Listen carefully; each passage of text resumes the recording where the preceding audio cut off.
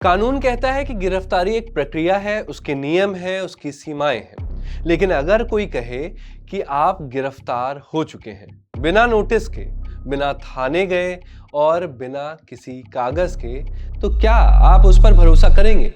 अगर आपको बताया जाए कि आपके खिलाफ सबूत हैं इतने गंभीर कि आप ही नहीं, आपका पूरा परिवार जेल जा सकता है, और उसी डर में आपसे कहा जाए कि किसी से बात मत कीजिए, घर से बाहर मत निकलिए, और कहा जाए कि बस वही कीजिए जो सवाल है, तो क्या ये गिरफ्तारी है या सिर्फ डर का इस्तेमाल?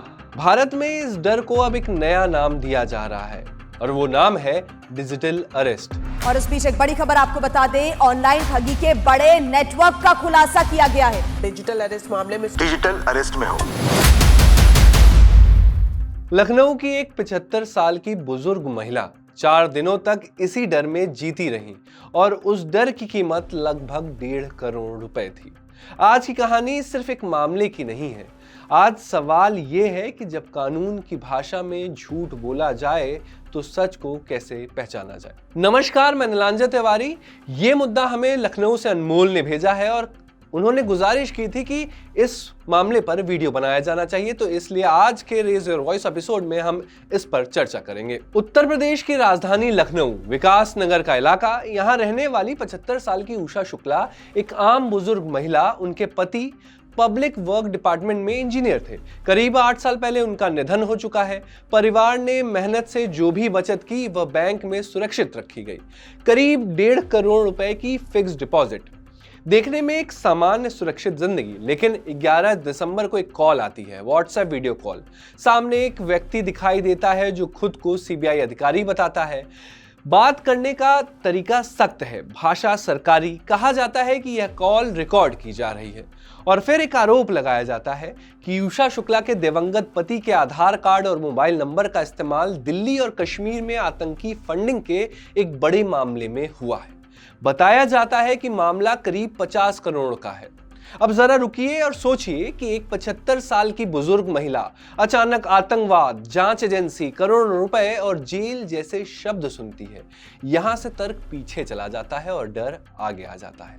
इसके बाद जो होता है वही डिजिटल अरेस्ट कहलाता है। महिला से कहा जाता है कि वह जांच के दायरे में है, उन्हें घर से बाहर नहीं निकलना है, किसी से बात नहीं करनी है, फोन लगातार चालू रखना है, वीडियो कॉल पर मौजूद रहना है। कई बार स्क्रीन पर वर्दी में लोग दिखाए जाते हैं ताकि शक की कोई गुंजाइश न रहे। असल में यह गिरफ्तारी कागजों पर नहीं होती, यह गिरफ्तारी दिमाग में होती है। साइबर अपराध विशेषज्ञ बताते हैं कि ऐसे मामलों में सबसे पहले व्यक्ति को अकेला किया जाता है, उससे उसका परिवार, दोस्त, बैंक सब दूर कर दिया जाता है, ताकि वह सिर्फ कॉल करने वाले पर ही भरोसा करे और उसकी हर बात मानता रहे। 4 दिनों तक यही चलता रहा, डर, धमकी, निगरानी, और बार बार यही कहा गया कि अगर किसी को कुछ बताया गया तो पूरा परिवार जेल चला जाएगा।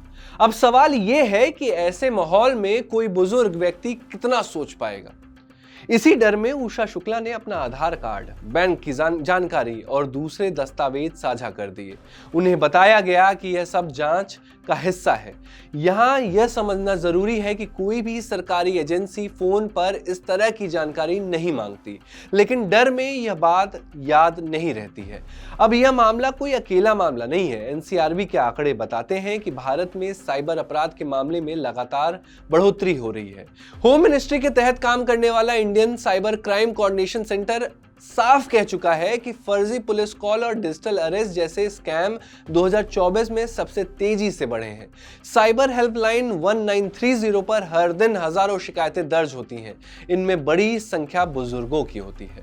14 दिसंबर को ठग अगला कदम उठाते हैं। उषा शुक्ला को निर्देश दिया जाता है कि वह अपनी फिक्स डिपॉजिट तोड़वाएं, सारा पैसा सेविंग अकाउंट में डालें और फिर आरटीजीएस के जरिए बताए गए खातों में ट्रांसफर कर दें। उन्हें बताया जाता है कि यह पैसा जांच के बाद वापस कर दिया जाएगा। अब यहाँ एक और बात समझना जरूरी है।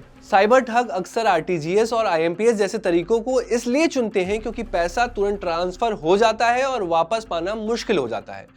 15 दिसंबर की सुबह उषा शुक्ला बैंक पहुंचती है, 1.21 करोड़ रुपए की एफडी तोड़वाने की बात करती हैं।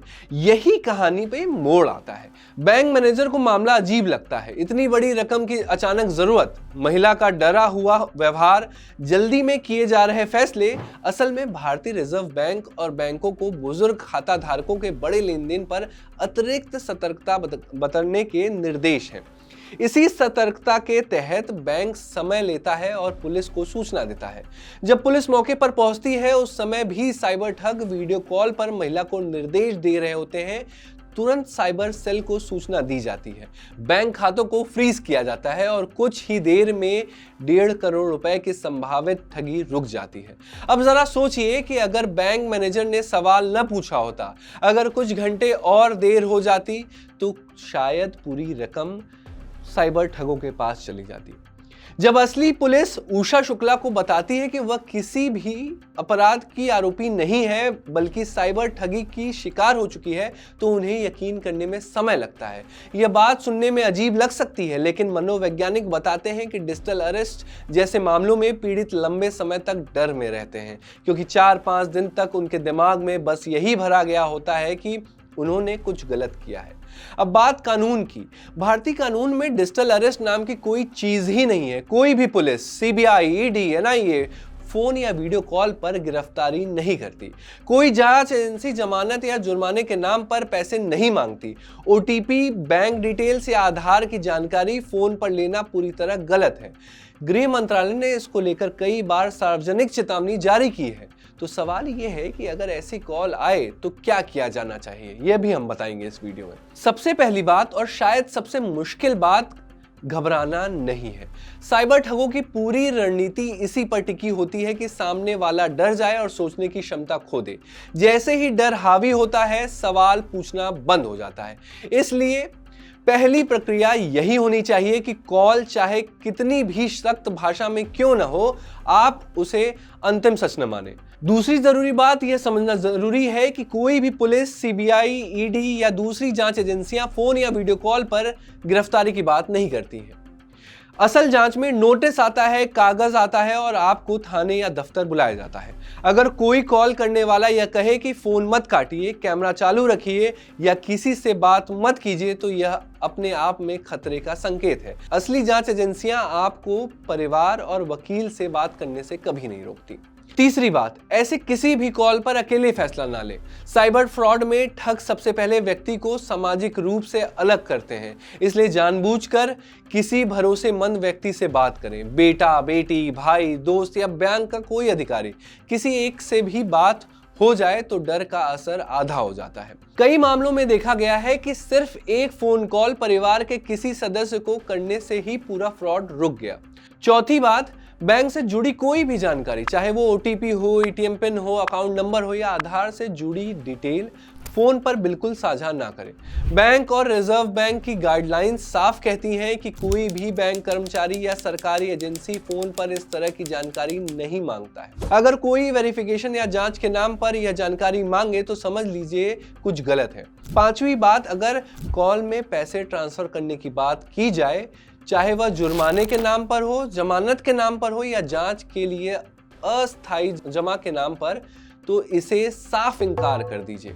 भारत में किसी भी कानूनी प्रक्रिया में फोन कॉल के जरिए पैसा जमा कराने का कोई भी प्रावधान है ही नहीं। खास तौर पर आरटीजीएस, आईएमपीएस या क्रिप्टो जैसे तरीकों से पैसा भेजने का कहा ही नहीं जाता, तो यह लगभग तय संकेत है कि यह साइबर फ्रॉड है।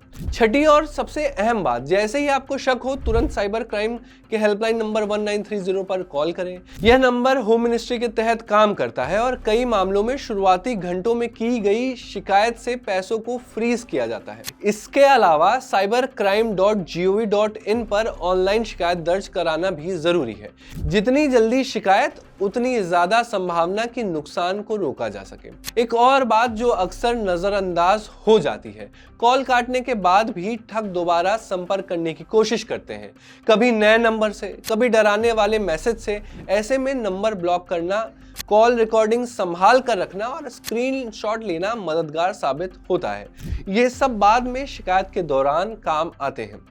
और अंत में यह समझना जरूरी है कि ठग अक्सर बुजुर्गों, अकेले रहने वाले लोगों और उन परिवारों को निशाना बनाते हैं जहां डिजिटल जानकारी कम होती है। इसलिए घर में इस बारे में खुलकर बात करना जरूरी है। माता पिता को पहले से बता देना कि डिजिटल अरेस्ट नाम की कोई चीज नहीं होती, कई बार बड़ी ठगी से बचा जा सकता है। देखिए, साइबर फ्रॉड तकनीक से नहीं जीतता, वह जीतता है डर से, और जैसे ही डर की जगह जानकारी आ जाती है, खेल वहीं खत्म हो जाता है। इस इशू को रेज किया था अनमोल ने और कहा था कि इस पर वीडियो बनाया जाए, तो हमने इस मुद्दे को अपने वीडियो में जगह दी। अगर आपके पास भी कोई मुद्दा है अपने अगल बगल गली मोहल्ले का, तो हमारे मॉलिटिक्स ऐप को डाउनलोड करिए, वहां पर अपने इश्यूज को रेज करिए। हम आपके मुद्दे को इस प्लेटफॉर्म पर जगह देंगे और बने रहिए हमारे साथ। धन्यवाद।